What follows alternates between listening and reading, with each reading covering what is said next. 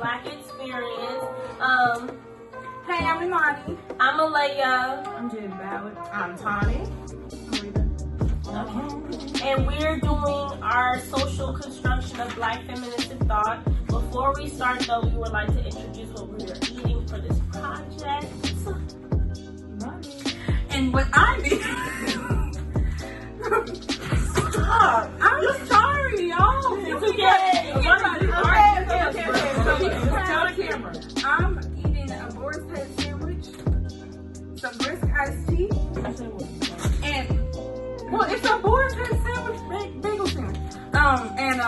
Y'all, I went to Pizza Hut and got me a chicken and spinach pizza with pepperoni, All that. breadsticks, cinnamon roll, water, just in case I get heartburn, And to top it off, and to top it off, an Arnold Palmer.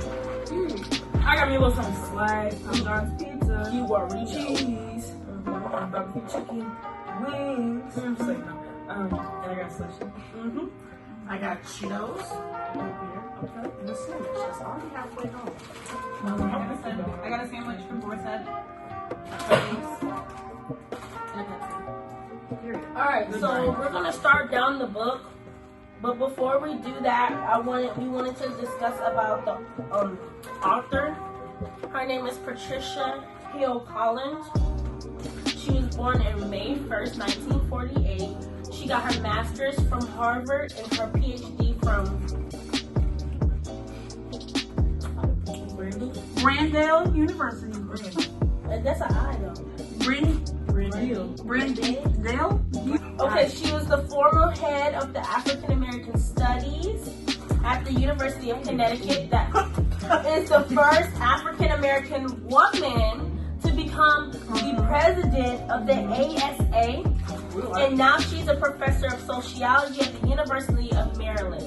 Our sis is doing good stuff. You know what I mean? Period. But other than with the background information, we're gonna start off with our point of views of the book and what we got from it, so we can teach y'all. I'm gonna start off with the foundation of Black feminist thought. Let me tell you something. I didn't really understand it, but this is what I got from it, from watching videos and reading the book as well. Yeah, so what I learned was that the standpoint theory, the main idea is to show the truth of what the oppressor is doing to the oppressed group. So, like, for example, there's a pyramid that I saw on the internet right here, and it shows that it was like the white man, then the white woman, then a black man, then a black woman who is sadly at the bottom of the pyramid of being paid attention to in society. So what she's pretty much saying is we should look at it from the bottom of the pyramid just to see like the truths in the in and outs of the system. So within the standpoint of the Black women's point of view, it just shows our unique experience as a Black woman that nobody else can go through unless you are a Black woman. She split it down between two, and she started off with the economic and political status. The work that we perform, our roles in society, is something that only we can go through. So that's how we can start off our standpoint with this, with the Black feminists. And then also too, the consciousness, that's what also narrows down the Black feminist thought, is because like, what do you call it? It's something like, the thought of a Black feminist is not always given to a Black woman. It's something that's given. It's not a gift that you have that you automatically have because you're Black. It's really like a specific thought that you have to go through. And yeah, that's what I learned. Okay. Then I read something about like something between like what one does and what one thinks. And she compared that to like the Black feminist thought and then the white feminist thought. One quote to help me understand the difference between what one does and what one thinks is a quote that I read in the book by Rosa Wakefield. And she said if you eat these dinners and don't cook them, if you wear these clothes and don't buy or iron them, then you might start thinking that the good fairy or some spirit did it all. Black folks don't have time to be thinking like that, but when you don't have anything else to do, you can think like that, but it's bad for your mind. I thought that was really good because I feel like some of the problems that white feminists go through is like, not to be disrespectful, but like, it's like nothing compared to what we go through as black women as well. I just feel like all of us have like our own like field of vision, like, you know what I mean? Yeah. Like all of us have our own experiences and stuff, so like our struggles may not seem as like hard to other people, but it's the most that we've been through, you know? Yeah. And that's my interpretation, my point of view of the standpoint of black feminists.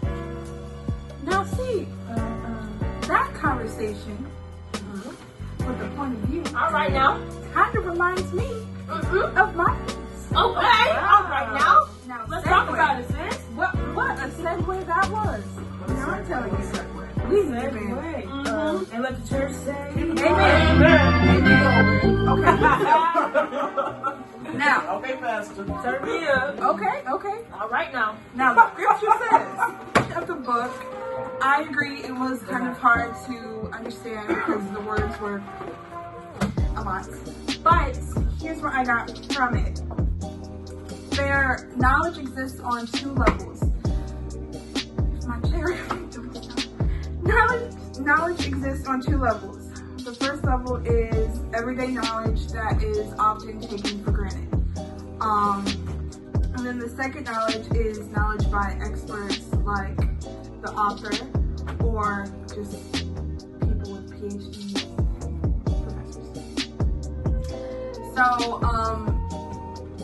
the conversation that they were having before my section reminded me of Kimberly Crenshaw, who came up with the idea of intersectionality, which basically means that the idea, or black women go through levels of oppression that have to do with gender because they're women, and then race because they're black women.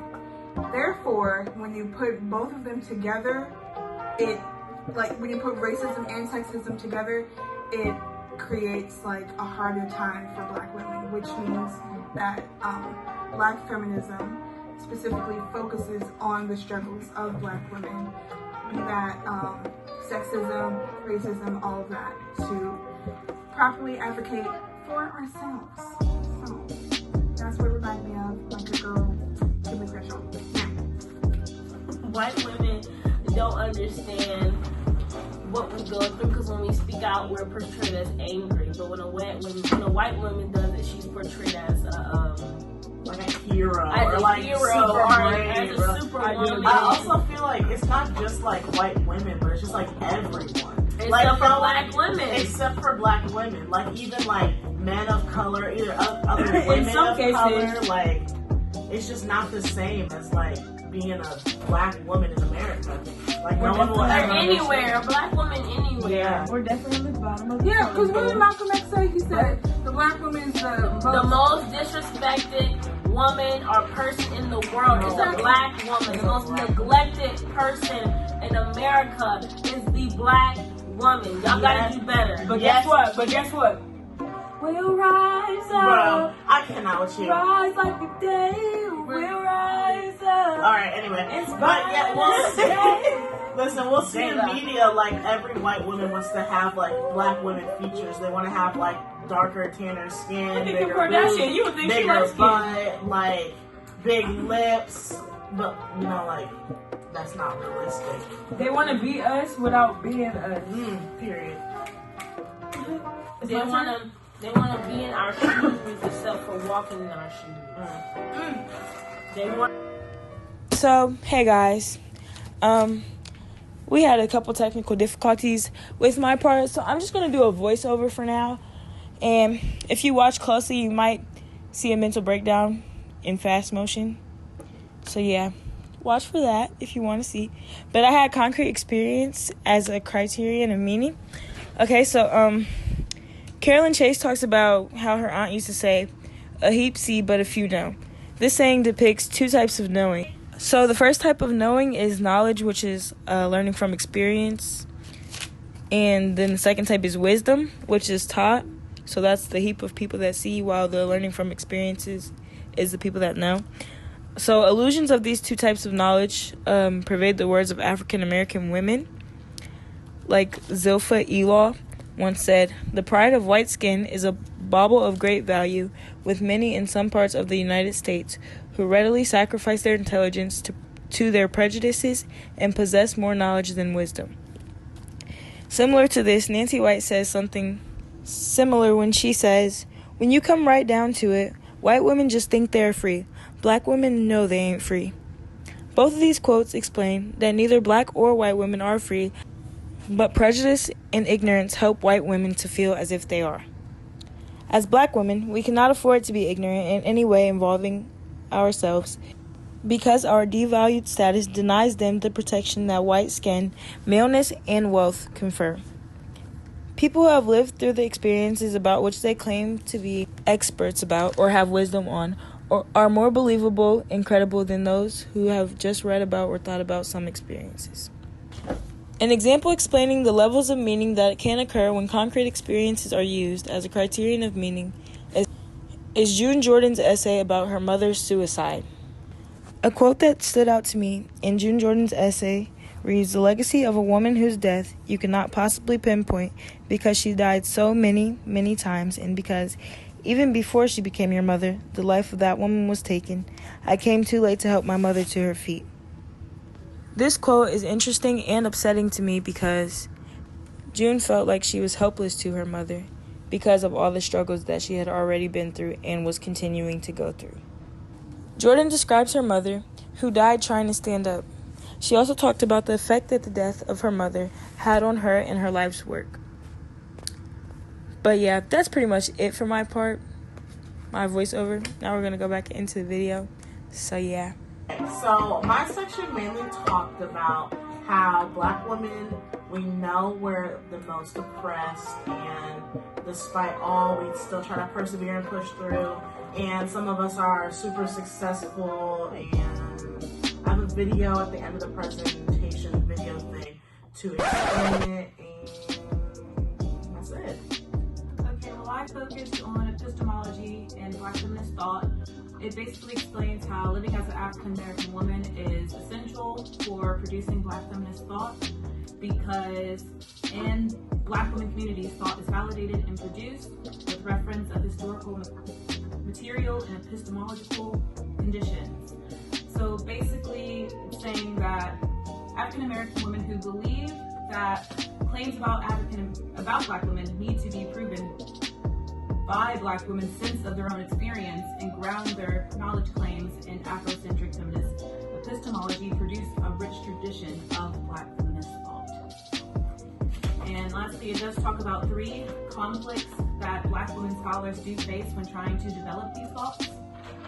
1, it must be validated by ordinary Black women by being personal advocates of their material. 2, it also must be accepted within their own community of Black women scholars. And 3, they must be prepared to confront Eurocentric masculinity, political and epistemological requirements. That's it. All right, listen. We're going to discuss about the book a little bit more. She talked about Sojourner Truth. I talked about the standpoints. She talked about Kimberly Crenshaw. Her, and she talked about. That's okay, you can just say it. She has video to play. I have a video. Yeah. But I mean, like, The video to play, and then if we did all this stuff, and we really want you to enjoy the video. You'll see us in class. We'll sign any type of autographs you need us to sign. When we get famous for this mukbang, It's probably funny. The Black Power. that was we are put in all here. Black women putting so much energy into this for us. Are y'all really about to put all this at the end? no. I don't know. Are you? Click that shit. Okay, well, bye. We gotta leave. Bye. At this point,